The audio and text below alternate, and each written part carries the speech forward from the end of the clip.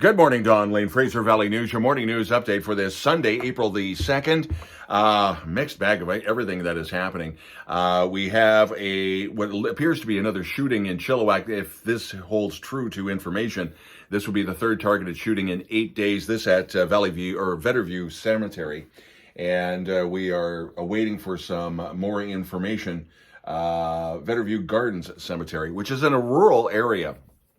But we are waiting for RCMP to give us more information. We have no idea if IHIT is going to be taking over the conduct of this information, so we will be keeping an eye on that. Also, Coquihalla reopened late overnight, about 2:45 in the morning, after a very heavy snowfall. Lots of cars and trucks were stuck in the snow and waiting just for the weather to clear out. It's a gorgeous morning as of 8 o'clock this morning to see the snow line. But you can imagine what the Coquihalla is like, and the plows have been working overnight. Also on the go, CHWK Chiefs winning in overtime last night over Coquitlam. They lead that best-of-7 series 2-0. Bit of a surprise for the Chiefs because Coquitlam has had, I guess you could say, home ice advantage. So we'll be on the eye of that one. The practice runs, which is why they got the sweatshirt on for the BC Community Football Association. The practices continue at Townsend Park today and this afternoon. Spring Fling, one of the first community sales, is on today as well as yesterday at Landing Leisure Center in CHWK. And that is going on until about 4 o'clock this afternoon.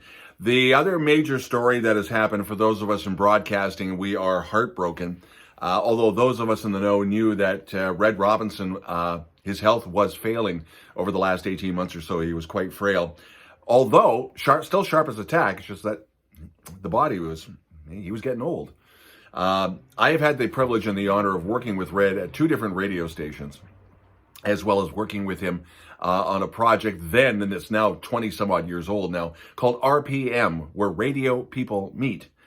And for those of us who are involved with RPM over the years, we have been communicating with each other because Red was one of those guys who was just amazing. If you thought he was larger than life on the radio, yeah, he was. And one of the most humble guys you would ever meet in your life. Always made sure everyone got credit. Red man, we miss you terribly. But we know that you are with your late wife, Carol, and your son who passed away about 20 years ago. And being such a huge Elvis and Beatles fan, probably having coffee with Elvis and John Lennon right about now, and Buddy Holly, and a few others.